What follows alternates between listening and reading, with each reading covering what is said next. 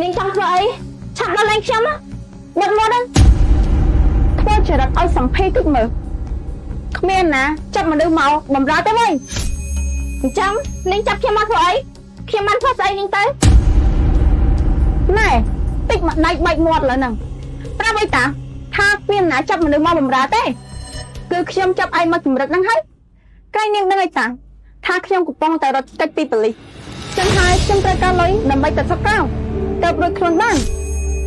បើអញ្ចឹងនាងកាត់ខុសហើយខ្ញុំក្រខាងណាស់ហើយจะពាក់ធនាគារទៀតទោះជានាងជំរិតទាខ្ញុំច្បាច់កដល់លៀនតាទៀតក៏ខ្ញុំគ្មានលុយឲ្យដែរអីក៏ក្រជាងអញទៀតនោះនាងនេះភ្លើដែរតាចូលអន្តៈរបស់សម្ភីហើយចាំមើលខ្ញុំនឹងដើរទោះជាអ្នកក្ររហូតដល់នាងរស់ស្អីប្លន់មិនឃើញនាងខួក្របីល្ងង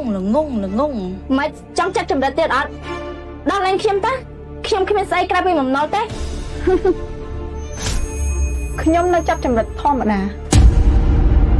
ខ្ញុំប្រាប់រឿងមួយទៅអ្នកគ្រូចាស់អ្នកគ្រូដឹងអត់ថាមុខមាត់របស់អ្នកគ្រូដូចជាទូ ATM របស់ខ្ញុំអញ្ចឹងខ្ញុំចង់ដកលុយប៉ុណ្ណាក៏បានដែរអ្នកគ្រូមានដឹងមូលហេតុអីអត់ដោយសារតែមុខមាត់របស់អ្នកគ្រូដូចប្រព័ន្ធដើមរបស់បងឡុងនោះអីដែលត្រូវជាម្ដាយរបស់ទី2រឿងមួយរូបដែលលងមើលលើកមុនជារូបប្រពន្ធរបស់គេនេះខ្ញុំយល់ច្រឡំលើគេហើយមើលទៅ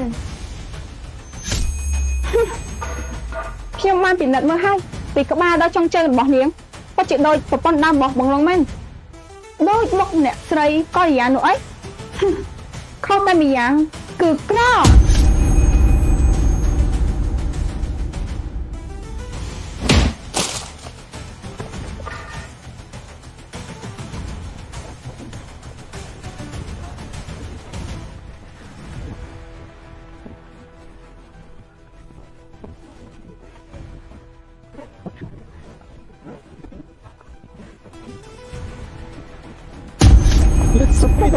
សុភ័ណ្ឌជួយខ្ញុំផង